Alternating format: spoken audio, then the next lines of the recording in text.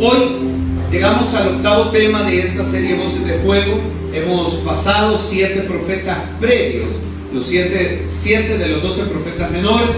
Aquellos que han ido guardando el boletín, pues ahí ustedes pueden también llevar una secuencia. Hoy nos toca ver el libro de un profeta poco conocido, pero que tiene un mensaje relevante, sobre todo en una época como la que justamente ahorita la humanidad estamos viviendo, por lo que decíamos en la oración hoy por la mañana, cuando estábamos ya para venir acá. Todo el mundo estaba pendiente de la declaración de 2 presidentes de 2 naciones poderosas, ya que anoche pues también el presidente de los Estados Unidos declaraba que entraba ya a ser parte de ese conflicto, y creo que de nadie es desconocido, ¿verdad? Ya la intervención a nivel militar, y mientras el mundo está prácticamente pendiendo de un hilo, usted y yo estamos seguros en la mano de Dios. Dice Sofonías, capítulo 1. Sofonías, capítulo 1. Palabra de Jehová que vino a Sofonías, hijo de Cusi, hijo de Gedalías, hijo de Amarías, hijo de Ezequías, en días de Josías, hijo de Amón, rey de Judá. Destruiré por completo todas las cosas de sobre la faz de la tierra, dice Jehová. Destruiré los hombres y las bestias, destruiré las aves del cielo y los peces del mar, y cortaré a los impíos, y raeré a los hombres de sobre la faz de la tierra, dice Jehová. Extenderé mi mano sobre Judá y sobre todos los habitantes de Jerusalén, y exterminaré de este lugar los restos de Baal y el nombre de los ministros idólatras con sus sacerdotes, y a los que sobre los terrados se postran al ejército del cielo, y a los que se postran jurando por Jehová y jurando por Milcom, y a los que se apartan de en pos de Jehová, y a los que no buscaron a Jehová ni le consultaron. Calla en la presencia de Jehová el Señor, porque el día de Jehová está cercano, porque Jehová ha preparado sacrificio y ha dispuesto a sus convidados. Esta mañana quiero que reflexionemos bajo una de las ideas centrales que se encuentra acá, y es que cuando nosotros entendemos que Dios calla, no quiere decir que se queda inactivo. Cuando Dios calla, el fuego, que es la forma en cómo Él opera sobrenaturalmente, se enciende. Y sobre eso vamos a hablar esta mañana. Cuando Dios calla, pero su fuego se enciende. Y aquí encontramos una paradoja que lo vamos a ver en el capítulo 3, versículo 15 al 17. Lo vamos a ver al final. Así que yo quiero que esta mañana usted inicie diciéndose a usted mismo. Hoy no le va a hablar al de la par. Hoy se lo va a estar diciendo a usted. Diga para usted, por favor, el Dios que juzga con fuego es también el Dios que canta con amor. Qué paradójico eso, ¿verdad?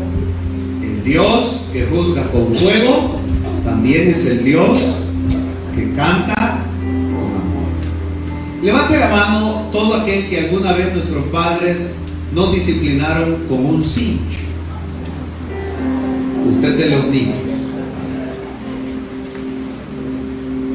¿Cómo se siente que después que a usted le den 2 hinchazos le digan te quiero?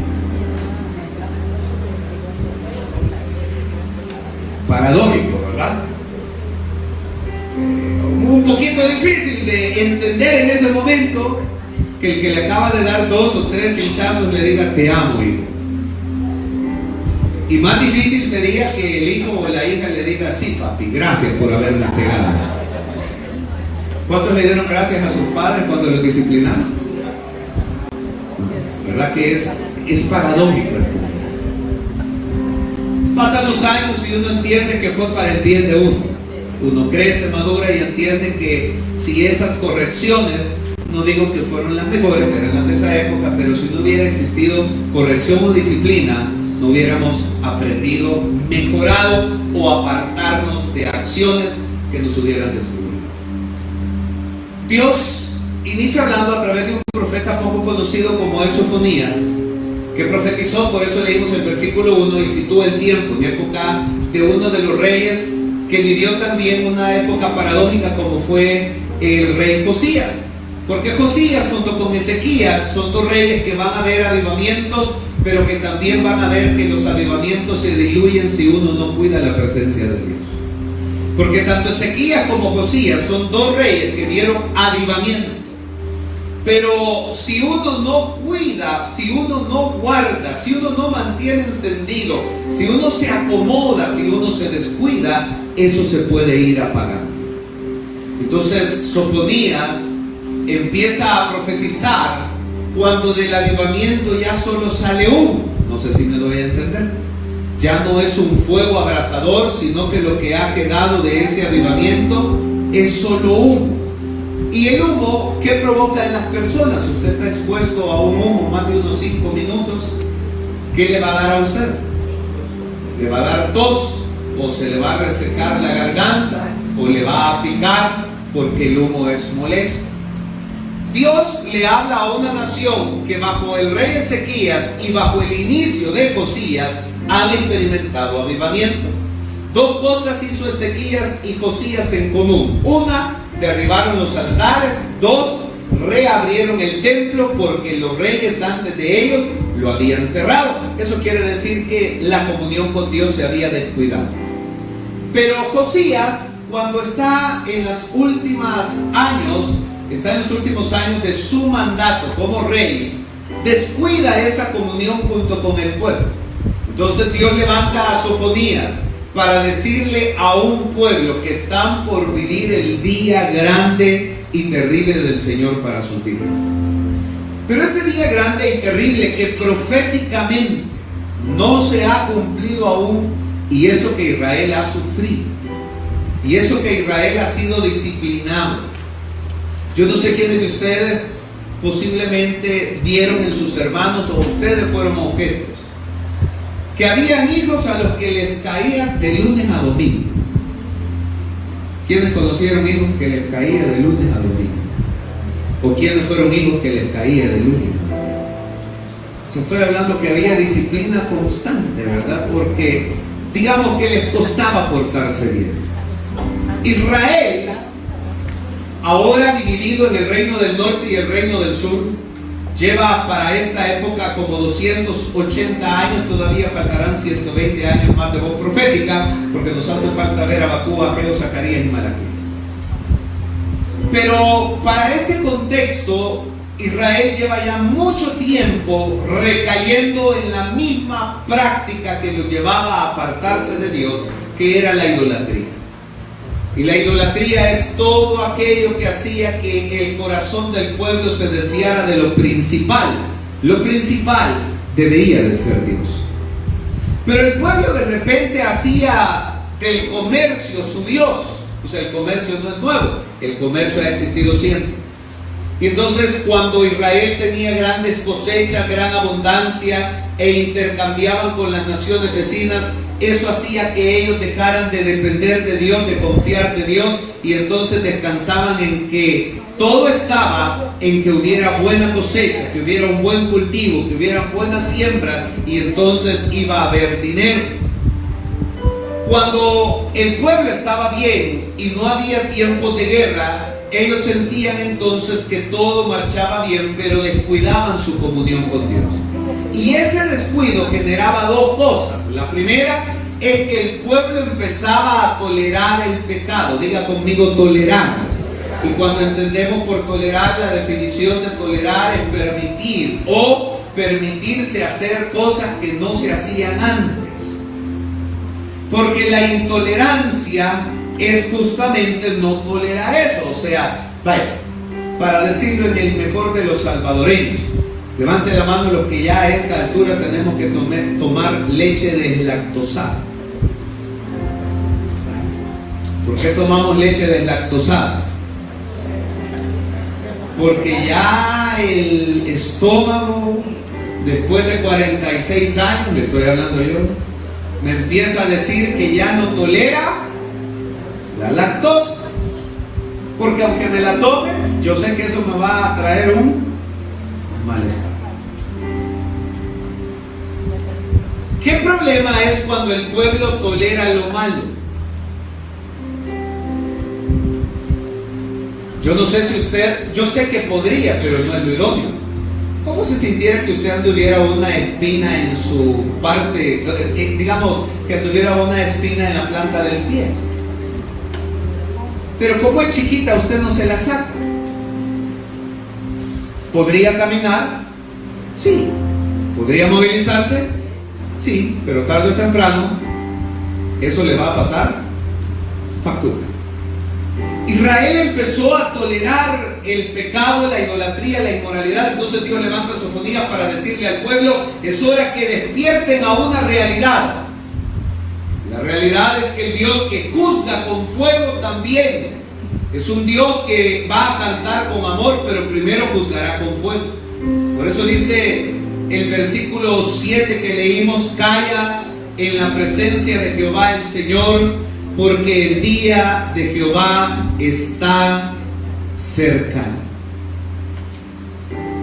Hoy más que nunca, la voz de Sofonías resuena en medio nuestro. Es la voz que advierte el fuego del juicio de un Dios que ya está ardiendo. Su mensaje, podríamos metafóricamente decir que es como una espada que corta, pero también es como una voz que pronto puede encender una antorcha. El pueblo pensaba que estaba bien, y Dios le dice por medio del profeta: está mal. El pueblo pensaba que cuando le dieran la papeleta iba a aparecer 10. Dios le dice por medio de Sofonías: tienes 0, y está por llegarte fuego. Y ese fuego es conocido como el día grande y terrible de Jehová. Él estaba diciendo: los voy a quebrantar, pero no los voy a quebrantar para destruirlos, los quiero quebrantar para pulirlos, para afinarlos, perfeccionarlos, para hacer que en ustedes pueda quitarse toda aspereza, porque no comprenden de otra manera si no es por fuego.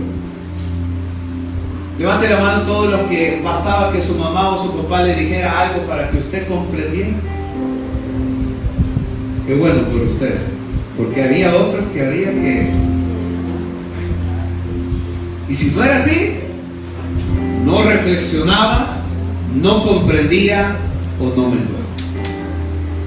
Hoy, en el 2025, muchas iglesias mantienen formas, estructuras y eventos, pero están apagando lo más importante, que es su comunión con Dios.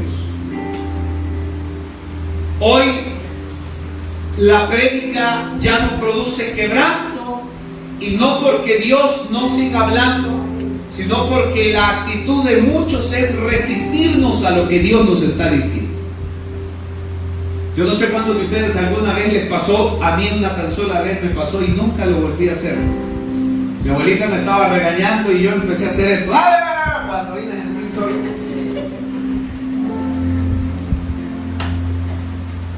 Yo sé que ustedes nunca hicieron eso, santos hombres y mujeres. Yo tenía 6 años. Y ahora sentí que mi abuelita me hizo. Fíjense que con esa tuve. Nunca más volví a hacer esa. Pero muchos somos así hoy. Dios nos habla domingo a domingo, martes a martes, lunes a lunes, miércoles a miércoles. Pero como no nos gusta lo que nos está diciendo, hacemos como yo, no prestamos atención, porque no nos gusta lo que Dios nos está diciendo. Y ese es un problema que se está dando a nivel mundial, porque entonces se puede llegar a adulterar la veracidad de la palabra. Porque el mismo Dios que canta con amor y que canta de amor, que es lo que más nos gusta a todos, Lo hemos dicho y lo reitero. ¿A quién no le gusta oír que Dios es bueno? ¿A quién no le gusta oír que Dios es fiel? ¿A quién no le gusta oír que Dios bendice? Pero ese mismo Dios que canta con amor también es un Dios que enciende fuego, y cuando enciende fuego arrasa con todo. Pero no es un fuego intempestivo como el nuestro cuando nos enojamos y por enojo decimos cosas. No, es un fuego purificador, porque su fin no es destruir, su fin es impartir justicia. Ahora, aunque esto se le dice a los profetas y se le dice a la nación, casi la mayoría de ellos, 2400 años, cerrando Malaquías, 400 años antes de que Jesús aparezca, y ya pasaron 2400 años, esa voz profética sigue siendo vigente para nuestras vidas. Sigue siendo una palabra para cada uno de nosotros. Ahora, yo no sé quiénes tuvieron padres que ese era el término que yo oí, no sé si hoy ha cambiado, pero yo oí que decían, es que hay padres que dan letanías. ¿Saben qué significa ese término letanías? O sea, que son padres que le decían, pero es que vos por eso, pero ¿saben cuál es ¿saben qué padres eran peligrosos? Los que no decían letanías, sino que sin amagar, sin avisarle, le llegaba la disciplina. Habían padres así. Y esto me llama la atención porque encontré un comentarista que dice que Dios no siempre grita, pero tampoco siempre calla. O sea, son los dos momentos. Ni siempre grita, ni siempre calla. Pero decía este comentarista que cuando calla es porque está preparando juicio. Porque eso está.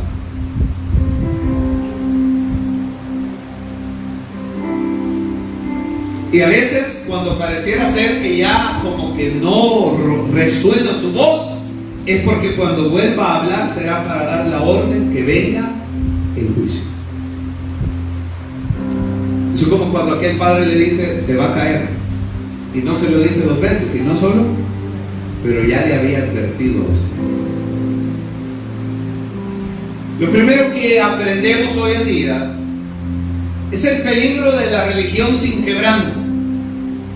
Y esto es comparado como el silencio antes del juicio. Dios le dice a la nación, le está hablando a Judá, al reino del sur, donde está Jerusalén, donde está el templo, donde están los sacerdotes, donde supuestamente no había lugares altos para la idolatría. Pero Dios le dice a ellos que su adoración es una adoración que no es genuina, es una adoración dividida. ¿Por qué era una adoración dividida? Lo leyeron.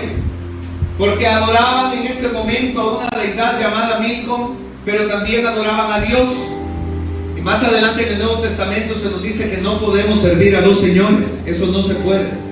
No se puede tener el corazón y la mente en dos señores. Eso solo existe en las telenovelas, que recuerdo que en los años 90 se hizo popular una que decía dos mujeres, un camino.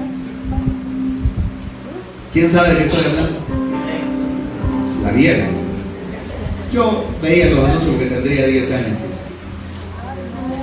Eso no existe, porque Dios no es un Dios que comparte su gloria con nadie.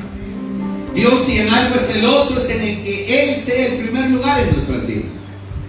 Y el problema es que los judíos llegaron a una mentalidad de creer que a Dios se le podía comprar, o que a Dios se le podía calmar, o que a Dios se le podía mantener tranquilo dándole lo que según ellos Él quería. Y según ellos lo que Él quería era que ritualmente fueran los domingos, por decirlo así, y que le llevaran una ofrenda, le llevaran un cabrito, un palomino, se lo llevaran al sacerdote, lo ofrecieran en el altar, hubiera propiciación, se rociara la sangre, y entonces tendrían que esperar al siguiente servicio, al siguiente oficio que podía hacer a los 8 días, al mes. Y entonces Dios dice, ustedes tienen una adoración dividida. Y como yo no comparto con nadie, ustedes tienen que decidirse: o adoran a Milcom o me adoran a mí. Y hoy usted me va a decir, pero nosotros no hacemos eso. Pero de alguna manera algunos también llegamos a la mentalidad de que tomamos el domingo como el día del Señor. Y el domingo sí nos consagramos para Dios. El domingo oímos alabanzas, el domingo oímos el mensaje, el domingo oímos la palabra, el domingo hacemos lo bueno, pero de lunes a sábado vivimos como queremos.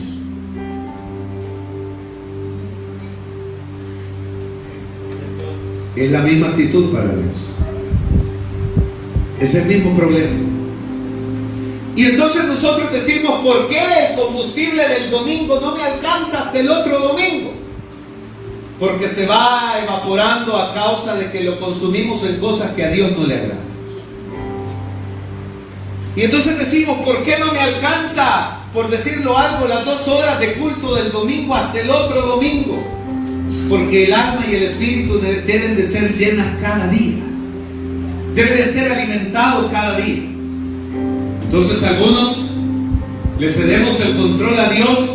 Dejemos de lado el domingo. Supóngase el día que usted considera dedicar para Dios, ya sea por los trabajos, por los cambios de la laboriosidad de la vida. Pero muchos entonces vivimos de lunes a sábado haciendo lo que nosotros queremos. Entonces nuestra adoración es dividida. Diga conmigo, si es mi rey, le debo de obedecer. Pero ¿cuándo? Gracias, todos los días. La pregunta es, ¿lo hacemos? ¿O es una adoración dividida, que era lo que estaba siendo cuestionado? Pero también acá había otra situación. Y esta es una mezcla bastante peligrosa entre lo sagrado y lo no sagrado, o sea, lo pagano. Diga conmigo, cuando lo sagrado y lo pagano se unen, producen creyentes tibios.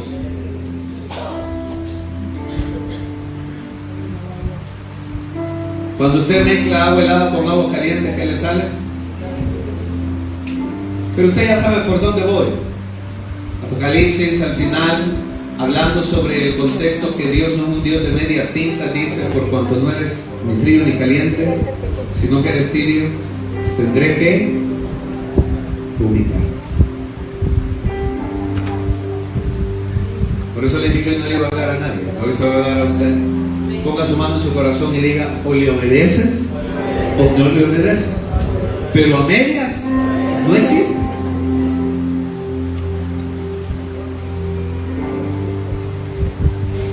Es como que usted vaya donde el médico y le diga: señora Blanquita Rivera, ¿siguió las indicaciones que le di? Y usted le diga: un día sí, un día no, doctor. Y le va a decir: ¿por qué? ¿Cómo es eso? No, un día me la tomaba y otro no. Y entonces él le va a decir: pero yo le dije que es una tableta diaria. Y entonces usted le va a decir: no, pero es que fíjese que por ahorrar me la tomo un día sí, un día no. Entonces el doctor le va a decir: bueno, o hace lo que usted quiere o hace lo que yo le digo.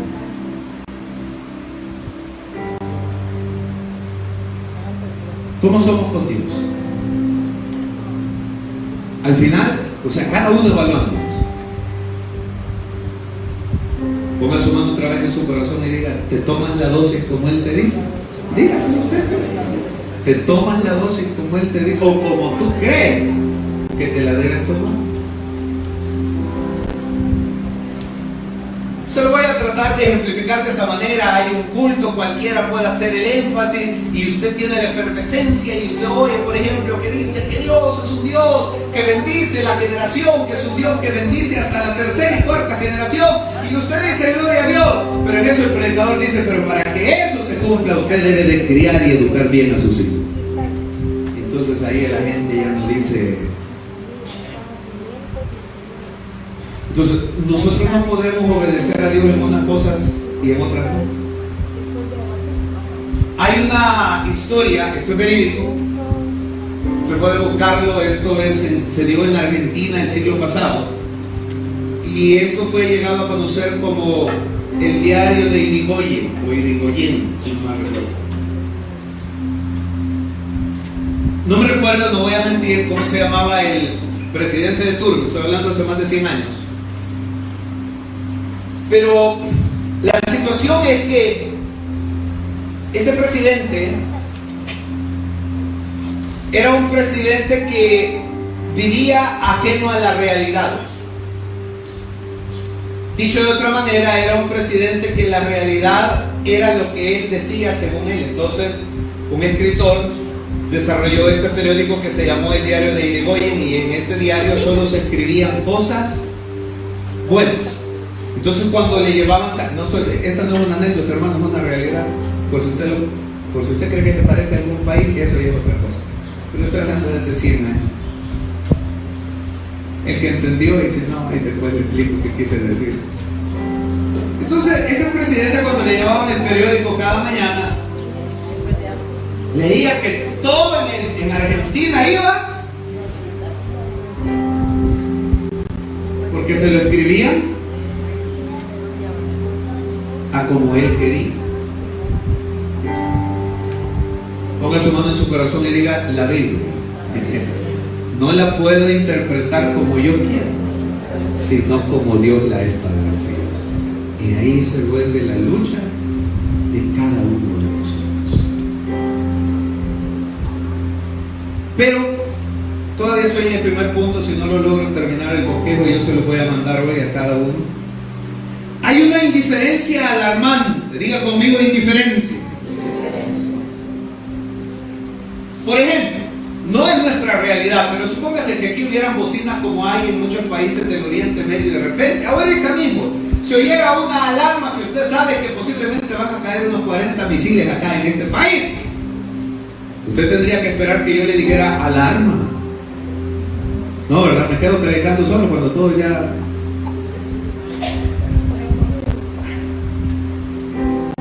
Y Dios estaba dando una alarma, pero el pueblo, su actitud era de indiferencia, porque pensaron que nunca iba a llegar o a cumplirse. Lo que no sabían es que Dios estaba por cumplir las advertencias que les había dado. Entonces viene un silencio divino que ellos lo experimentaron ante la ausencia de una revelación profética, hasta que Sofonías aparece nuevamente para declarar lo malo que ellos estaban haciendo. El silencio de Dios debería de ser la pausa para nosotros, donde nuestra conciencia debería de despertar.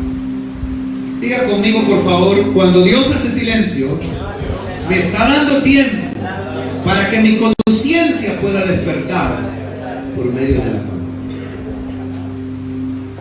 O sea, nos está dando una oportunidad para que podamos cambiar, enmendar, mejorar. La segunda aplicación que encuentro acá es cuando lo seguro se vuelve ruina. Y eso está desde el versículo 7 hasta el versículo 18, no lo podemos leer, esto es un resumen. Cuando lo seguro se vuelve ruina. Creo que una de las cosas que más genera inestabilidad en cualquier persona es que de repente el término lo entendemos como decimos cuando una torre de naipe cae. O sea, qué difícil es para alguien que aquello en lo que tenía su seguridad de repente se cae, se desmorona, se destruye, se acaba. Alguien, por ejemplo, puede llegar a tener su seguridad en su capacidad intelectual que ha logrado desarrollar, hasta que de repente puede llegar un accidente cerebrovascular y ahí se acabó toda la capacidad.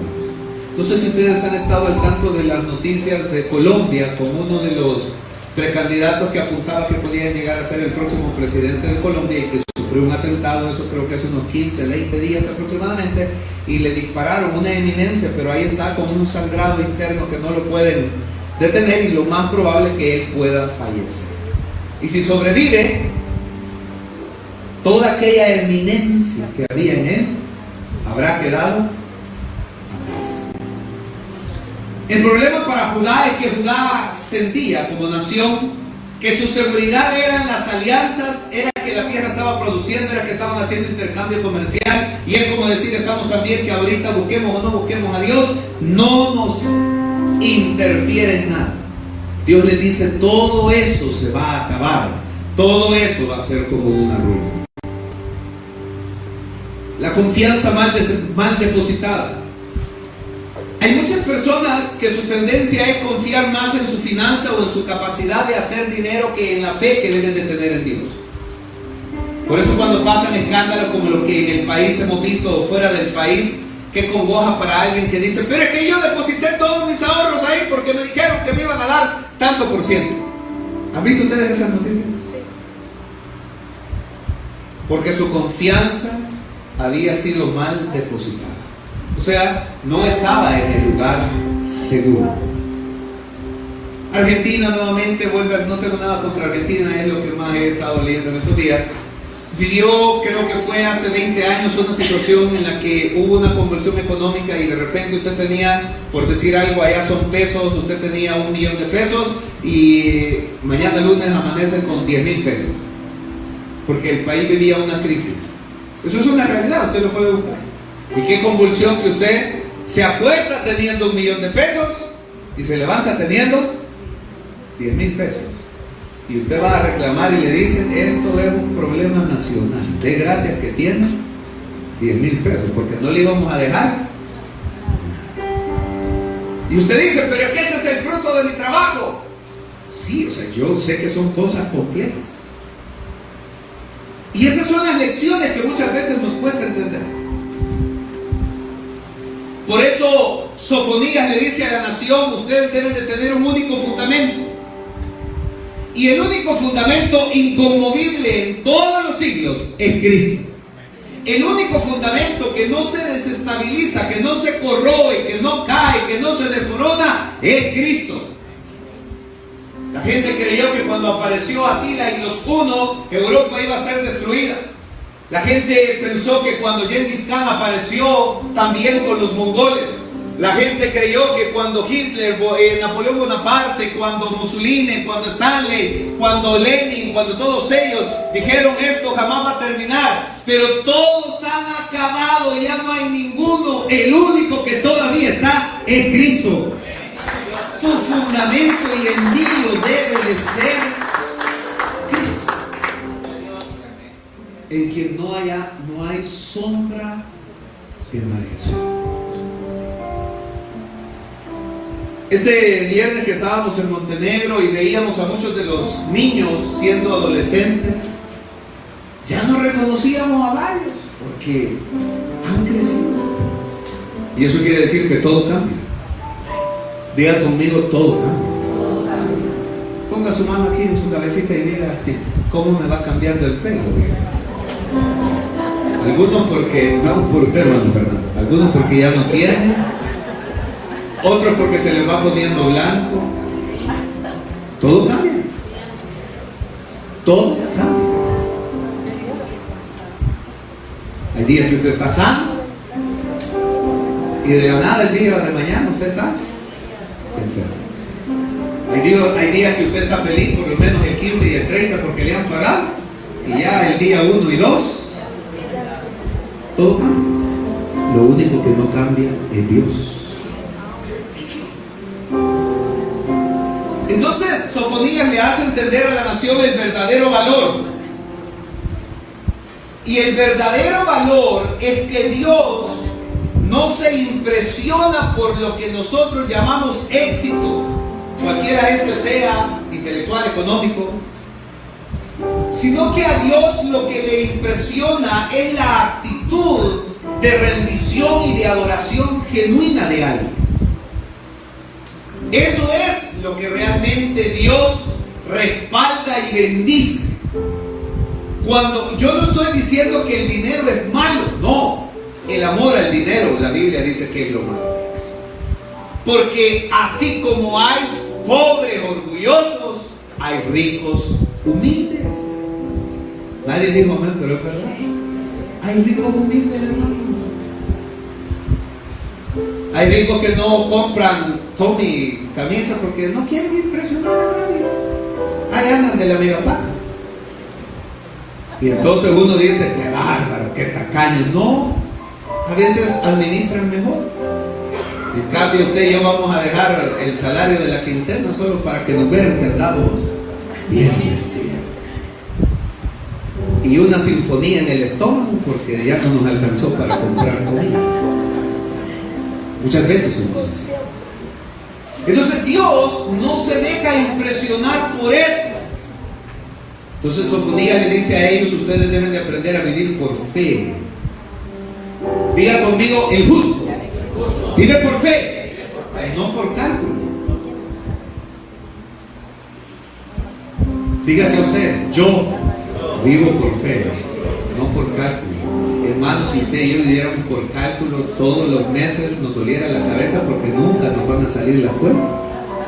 No estoy diciendo de ser desordenado, no, estoy hablando de vivir bajo confiar en ese contexto de pensar que es lo que nosotros podemos y no lo que Dios puede hacer en nuestras vidas. Hace unos 45 años, cuando Billy Graham estaba llegando a una etapa ya muy madura de su ministerio, estamos hablando cerca de los años 70, él dijo lo siguiente: el oro no puede comprar lo que el arrepentimiento regala, una conciencia limpia. Dígase a usted mismo, el oro no puede comprar lo que el arrepentimiento regala, una conciencia limpia. Por eso la palabra del Señor dice, ahora pues ninguna condenación hay para ¿quiénes? Para los que están en. Usted ayer podía ser el más vil pecador, pero viene a los pies de Cristo, y usted mañana tiene su conciencia limpia porque ha sido lavado por medio de la sangre de Cristo. Y eso no se compra con nada. Eso solo lo da el Señor a nuestras vidas. Lo tercero que encuentro acá es el llamado urgente a buscar al Señor antes del día de su ira, antes que llegue el día de la ira del Dios de Jacob. Ahí usted ya va a ir del versículo 1 al versículo 8 del capítulo 2. Y lo primero que Sofonías le dice a la nación es que Dios seguirá siendo para ellos un refugio divino. En medio de un caos local, nacional, regional, mundial, Dios es un refugio seguro. Diga conmigo, el mejor lugar donde yo puedo estar, el lugar más seguro donde yo puedo habitar, es en la presencia de Dios. Por eso Elías decía, vive Jehová, delante cuya presencia, ahí no le temblaban los pies aunque estuviera frente a Acab o Jezabel o quien fuera. Él estaba delante de la presencia de Dios. Y cuando tú y yo estamos delante de la presencia de Dios, podemos estar delante de quien sea, porque Dios está con nosotros. Podemos pararnos delante de quien sea con la seguridad que Dios está sosteniendo nuestras vidas. Por eso Sofonías hace un llamado urgente a buscar al Señor antes del día de la ira. ¿Cuántos han oído esta expresión? Mañana puede ser demasiado tarde. Y esta es una realidad. Mañana puede ser demasiado tarde. Por eso también Dios nos da la libertad de la elección de poder hacerlo hoy. La pregunta es cómo nosotros entendemos estas verdades que fueron dichas hace 2400 años, pero que siguen siendo una realidad para nuestras vidas. Hay una expresión de un teólogo que se llama Leonard Ravel, es un teólogo del siglo pasado, y él dice lo siguiente: el fuego del juicio no toca donde ya ha ardido el fuego del arrepentimiento. Ponga su mano en su corazón y diga, si ya me arrepentí, no me toca el fuego del juicio, me toca el fuego de la gloria, porque Dios se revela donde he buscado, donde he clamado, donde he honrado, ahí va a descender la gloria de Dios. Por eso Sofonías le dice a la nación y nos dice a nosotros: busquemos al Señor mientras puede ser hallado. Hermanos, El Salvador como país tiene algo que pocos países tienen. Yo creo que las iglesias, quizás me atrevo a decir que hay más iglesias que tiendas en este país. Porque solo hasta este año hay 11.500 pastores, o habemos 11.500 pastores con credencial de todas las denominaciones. Eso quiere decir que por lo menos hay 11.500 iglesias reconocidas por el país. En su colonia, bueno, por lo menos donde yo vivo, hay 3 iglesias y hay 3 tiendas. Dice Jehová que no estoy mintiendo. Está Juan 3:16, está el Paraíso y está la Bautista. O sea, a lo que quiero llegar es que hoy el que no busca a Dios es porque no quiere, no porque no puede. Antes la gente decía: yo para ir a la iglesia tengo que, a 2 horas me queda, hermano, a 2 minutos nos queda, y aún así nos cuesta. Levante la mano a los que les queda de la iglesia a 2 minutos. Gracias.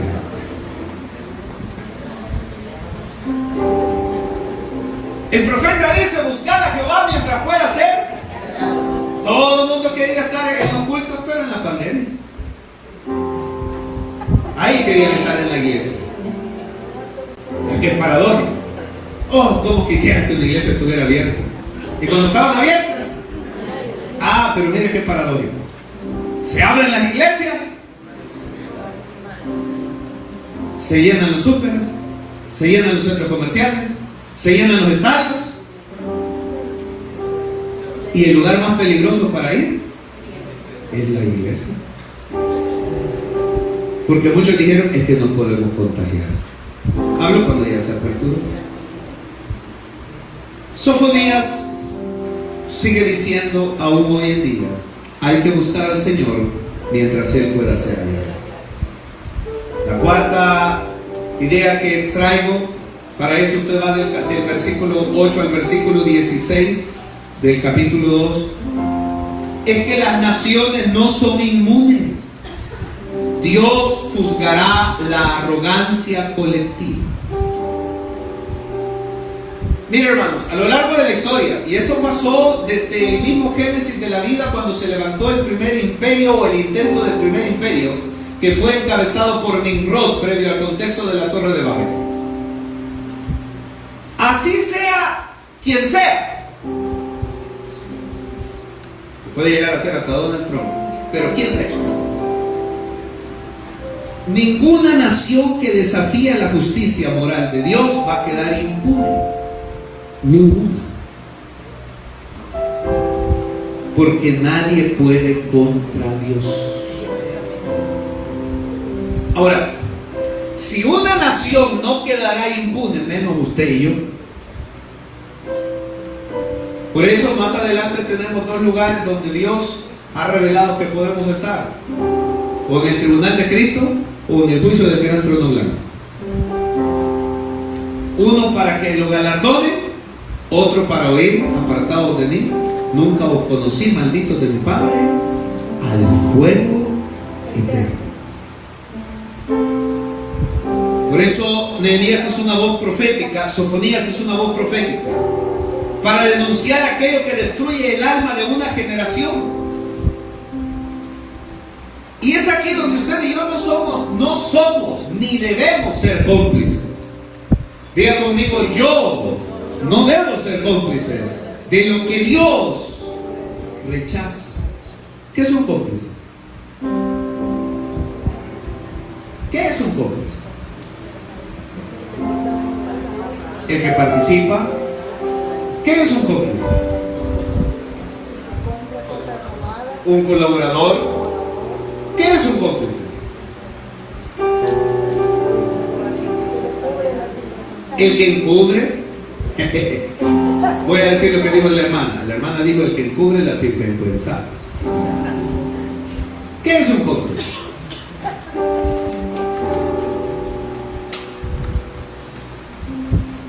Bueno, el que cae es un cómplice. El que tolera es un cómplice. Levante su mano derecha conmigo, o la izquierda, la que usted quiera. Diga, yo no debo ser, yo no puedo ser cómplice del pecado. Y es lo que Dios le estaba diciendo a la nación por medio del profeta. No pueden ser cómplices de lo que Dios ya les dijo que Él no aprueba, que Él no bendice, que Él no prospera. No sean cómplices de eso. Porque cuando venga el juicio, les va a tocar igual por haber sido cómplices.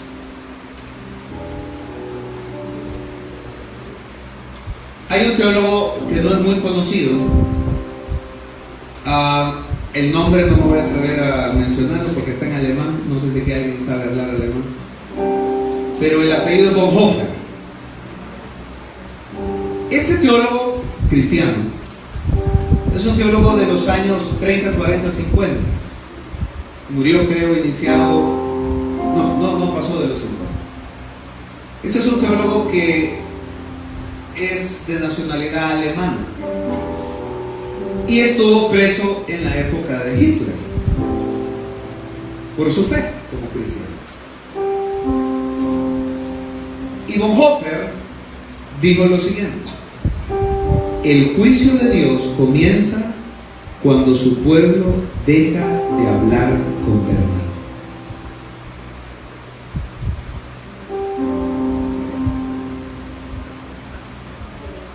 Ponga su mano en su corazón y diga: el juicio de Dios comienza cuando yo dejo de hablar con verdad. Yo no le estoy hablando que hablar con verdad es dañar la integridad de las personas. Me refiero a pensar que la manera de confrontar de parte de Dios es públicamente exponer a alguien.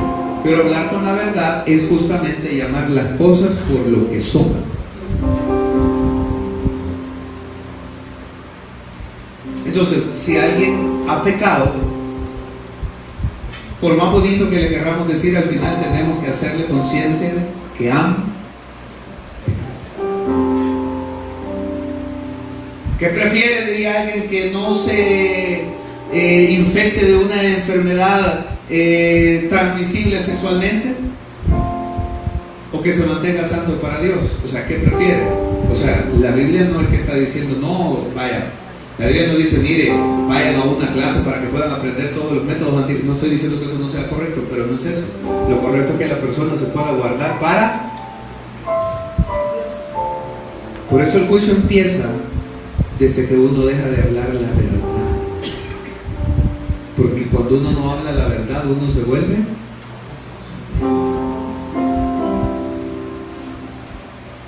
Y entonces cuando uno ve que las cosas se están torciendo, hablo en la vida familiar, en la vida, en las diferentes áreas de la vida, si no hablamos con la verdad, ahí empieza juicio de parte de Dios. Permítame reforzarlo de esta manera. ¿Cuál fue el llamado de atención que Dios le hizo a Elí?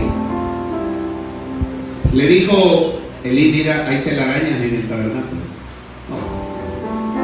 Le dijo, mira, hace como 2 meses que no limpian la alfombra que está ahí para llegar al lugar santísimo.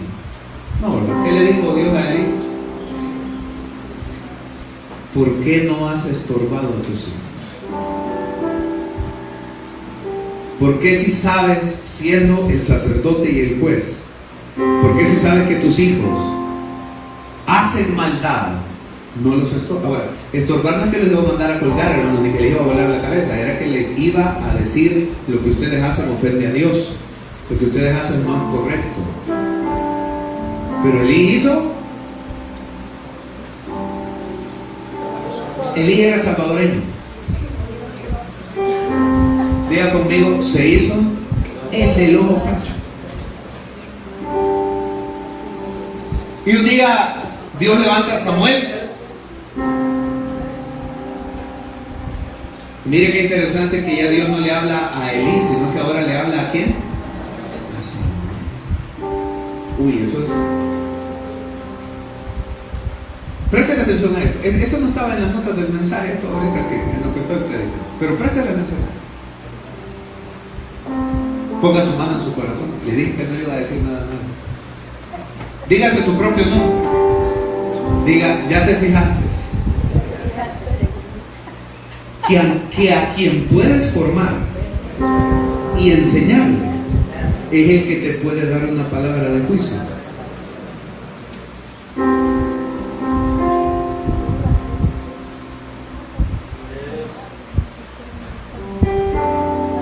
¿A los cuántos años le llegaron a dejar a Samuel a Elí? Dice que era cuando le quitaron el pecho. Según los historiadores, eso se daba entre los 3 y 4 años. ¿A los cuántos años Dios le habla a Samuel? Aproximadamente a los 12. ¿Cuántos años tiene entonces ya de estar en el tabernáculo? 8. ¿Quién lo ha educado? ¿Quién lo ha criado? La mamá dice que iba una vez al año a verlo. ¿Quién lo crió? ¿Quién le enseñó? Ahora Dios le da una palabra. Algunos consideran que ya tiene 15 años el joven Samuel, otros dicen que cerca de 18 años, y Elí le dice: dime todo lo que Dios te ha dicho, no me vayas a encubrir. ¿Y qué le dice Samuel? Yo me pongo a pensar, yo no sé, Samuel ese día si tragó grueso, porque el que lo había criado, el que le había enseñado, el que lo había formado, le dijo: no me vayas a encubrir nada de lo que Dios te ha revelado, porque mire qué triste que a él ya no le hablaba a Dios. A él ya no le hablaba a Dios. Ahora Dios había decidido hablarle a Samuel. La Biblia no dice, yo trato de imaginarme ahí Samuel, jovencito. No sé si se recordaba cuando Elí le enseñaba y le dice: mira, pues así ha dicho Jehová, van a ir a la guerra, van a morir, van a oír, tus hijos van a morir y tú vas a morir. Y tu casa será exterminada.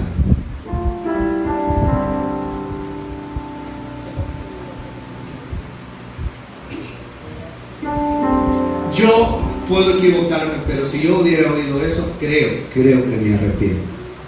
Puedo equivocarme porque a veces uno se puede dar la de santo. Pero con un mensaje así, yo creo que quizás yo me hubiera arrepentido. Y quizás usted también.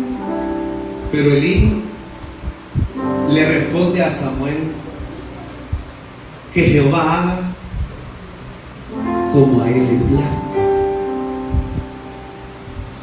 ¿Qué estaba diciéndole Elí? Bueno, si eso es lo que Dios va a hacer, que lo haga. ¿Qué es lo que no iba a hacer Elí? Lo que ya le había pedido Dios previamente: estórbale a tus hijos. ¿Quién le dio el juicio, hermano? El mismo a quien había dado.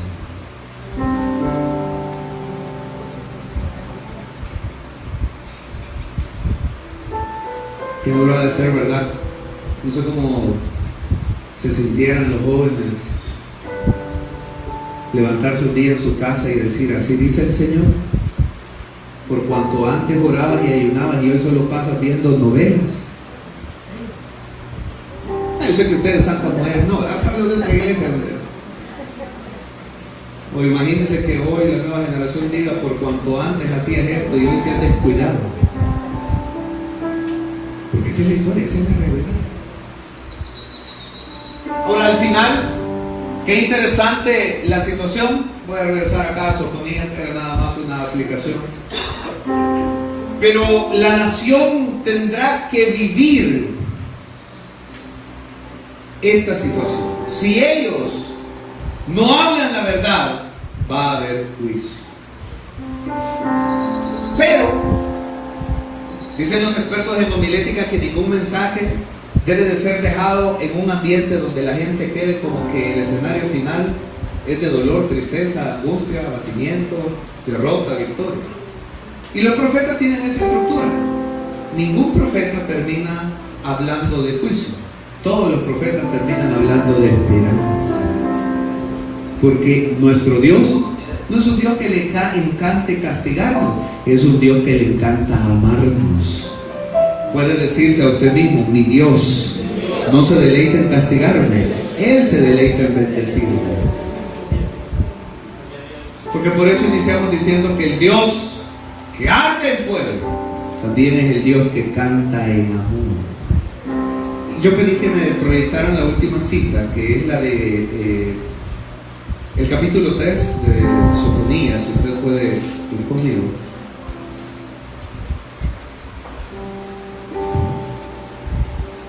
Versículo 15 al 17. Ahí está. Dice: Jehová ha apartado tus juicios. Diga conmigo: Jehová ha apartado mis juicios. Ha echado fuera tus enemigos. Diga conmigo: ha echado fuera mis enemigos. Jehová es Rey de Israel en medio de ti, nunca más verás el mal. Wow. Ponga su mano aquí y diga: en medio de ti nunca más verás el mal. En aquel tiempo se dirá a Jerusalén: no temas, Sión, no se debilite en tus manos. Jehová está en medio de ti, poderoso. Él salvará, se gozará de ti con alegría, callará de amor, se regocijará sobre ti con cantos. Miren, qué paradójico que el Dios que inicia hablando de juicio termina hablando de amor, de gozo y de restauración. Porque cuando hablamos de esto, hablamos de un Dios que restaura, del Dios que purifica, del Dios que ama y se regocija en ver a su pueblo bien. ¿Cómo se siente usted cuando a sus hijos les va bien? ¿Y cómo se siente usted cuando usted sabe que usted orientó a su hijo para que le vaya bien? Pues se siente mejor todavía, porque usted dice: valió la pena los consejos, el esfuerzo, la dedicación, el estar presente. Y cuando Dios ve que nos apartamos del mal camino y nos volvemos a lo que Él quiere y empezamos a ser bendecidos, Él se goza porque Él quiere que nos vaya bien. Dios le dice a una nación que está a punto de pasar juicio: va a llegar el día en que vas a ser restaurado y vas a aprender la lección. Y cuando eso pase, yo me regocijaré contigo, haré fiesta por ti.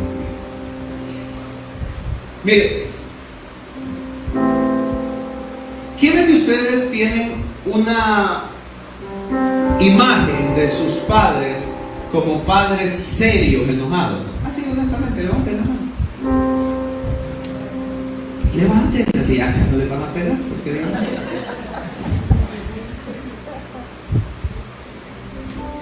¿Sabe que una de las cosas que le cuesta al cristiano es entender la paternidad de Dios? Porque quizás a veces la imagen del padre físico no abonó mucho a entender ese contexto de la paternidad de Dios. Ahora diga conmigo: mi Dios es un Dios de fiesta. Dígalo una vez más: mi Dios es un Dios de fiesta. Yo no le dije que es un Dios que le gusta irse de fiesta. Eso es otra cosa. Le dije que es un Dios de fiesta.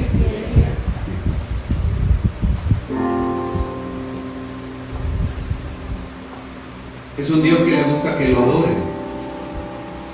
No porque lo necesite, es porque es un acto donde le mostramos nuestra gratitud. Y cuando ellos están para salir de la libertad de Egipto, ¿qué es lo que Dios le dice a Moisés que le vaya a decir a Faraón por primera vez? Antes de que empiecen las plagas, le dice: deja ir a mi pueblo para que no vayan a celebrar fiesta al desierto. Porque Dios es un Dios de... Y cuando usted y yo lleguemos allá al cielo, ¿qué nos va a estar esperando? Las bodas del Cordero. ¿Y qué vamos a estar haciendo en las bodas del Cordero? Fiesta. ¿Y qué será lo que ya no habrá en la eternidad? Dolor, tristeza, llanto, muerte. Porque mi Dios es un Dios de gozo. Eso es lo que está diciendo Sofonías. ¿Puede estar de pie un momento conmigo?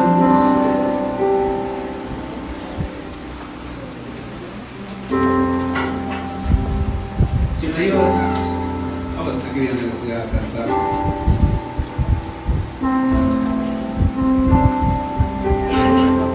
Hoy sí, ponga la mano al que está. Hoy sí, díganle: el fuego para ti te ha purificado. Entonces, Dios es el Dios que canta sobre ti. Es un Dios que hace fiesta contigo.